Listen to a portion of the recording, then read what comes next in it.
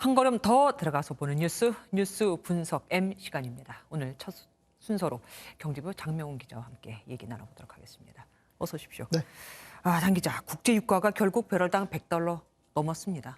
네, 맞습니다. 가격 추이를 좀 보시면요. 네. 2주 전 $90 수준이었던 서부 텍사스유, 이때만 해도 되게 비쌌다 이런 얘기 있었는데 오늘 새벽 배럴당 103.41달러로 8% 가깝게 뛰면서 종가가 $100를 넘어섰습니다.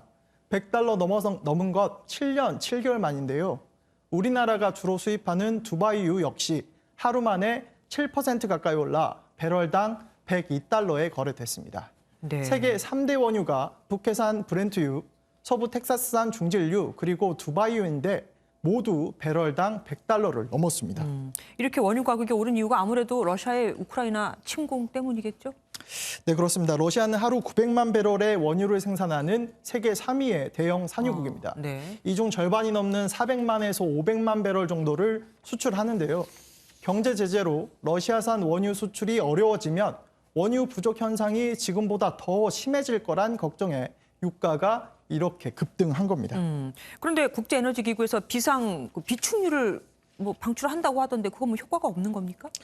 네, 국제에너지기구에서 6천만 배럴의 원유를 비상 원유를 방출하겠다 이렇게 네. 합의를 했는데요. 네. 이게 숫자로만 보면 많은 양 같지만 네.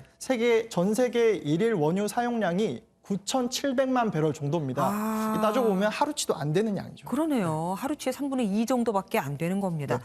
그러면 당장 휘발유 값이 오를까 걱정인데 이런 국제 유가가 우리 국내에 반영되는 건 언제쯤입니까? 네, 국제유가가 보통 2주에서 3주 뒤에 국내 유가에 반영이 되는데요. 네. 오늘 국내 유가를 보면요. 전국 평균 휘발유 가격은 리터당 1,767원, 경유는 리터당 1,594원인데요. 국제 유가 상승이 그대로 국내에 반영된다고 가정하고 단순 계산을 해보면 2주 뒤 국내 휘발유 가격은 2,000원대로 육박할 것으로 보입니다. 잠깐만요. 그런데 이거 유류세 20% 인하 반영된 거 아닙니까? 네, 맞습니다. 반영된 가격이고요. 아. 유류세 인하 조치가 없다면 휘발유 가격이 리터당 164원 정도 더 오릅니다. 유류세 인하는 4월 30일 다음 달 말까지인데요. 문제는 다음 달 말에 국제 유가가 안정될 가능성 그리 크지 않다는 겁니다. 네. 심지어 배럴당 130달러에서 150달러까지 국제 유가가 더 오를 수 있다는 예측도 있고요. 러시아산 천연가스 등도 제재를 받으면 대체품인 석탄 가격 등도 덩달아 폭등할 수 있다. 이런 전망까지 나오고 있습니다. 유가가 그렇군요. 그리고 우크라이나 사태가 처음 터졌을 때 코인 가격이 급락을 했었는데 네. 요즘 많이 오르고 있어요. 네, 그렇습니다. 준비된 차트를 먼저 같이 보시면요. 네.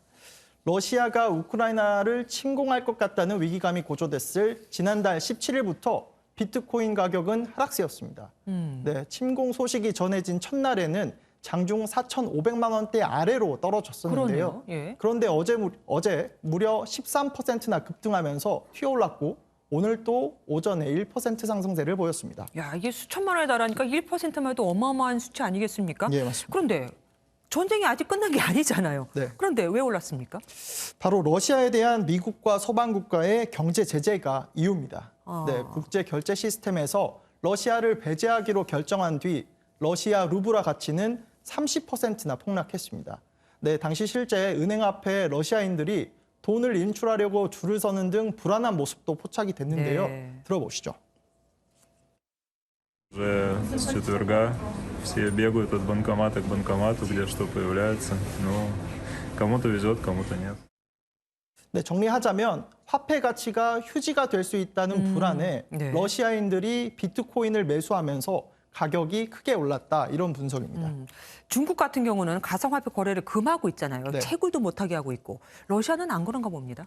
네, 러시아는 비트코인 채굴 분야에서 세계 3위입니다. 오. 네, 러시아 가상자산 계좌가 1,200만 개가 넘고 네. 예치된 돈만 92조 원에 달한다고 합니다. 사실 러시아는 2014년 크림반도 병합 때 국제적인 경제 제재를 받은 적이 있습니다. 당시 러시아가 이런 제재를 추후에 무력화하기 위해서 가상화폐 시장을 키워왔다 이런 얘기도 있습니다. 네. 그거는 그렇다 치고 그러면 우크라이나에서는 거기서는 왜 가상화폐 거래가 이렇게 활발한 겁니까 요즘에? 네, 최근 우크라이나 가상화폐 거래가 평소보다 3배 정도나 늘었다고 그러니까요. 합니다. 네, 우크라이나 정부가 러시아 침공 직후 전쟁 자금 마련을 위해 가상화폐를 기부받겠다면서 코인을 받을 전자지갑 주소를 공유했습니다. 근데 어제까지 답지한 가상화폐 기부가 264억 원이 넘는 것으로 전해졌는데요. 예. 이게 전쟁 또는 분쟁 지역에서 가상화폐가 기존 통화의 대체제로 주목받고 있는 것이 이번 우크라이나 사태로 확인할 수 있습니다. 그러니까 전쟁이라는 아픈 상처를 통해서 네. 가상화폐가 오히려 새로운 쓰임을 찾는 모습을 우리가 확인할 수 있습니다. 예, 고맙습니다. 지금까지 정명훈 기자와 함께했습니다. 고맙습니다.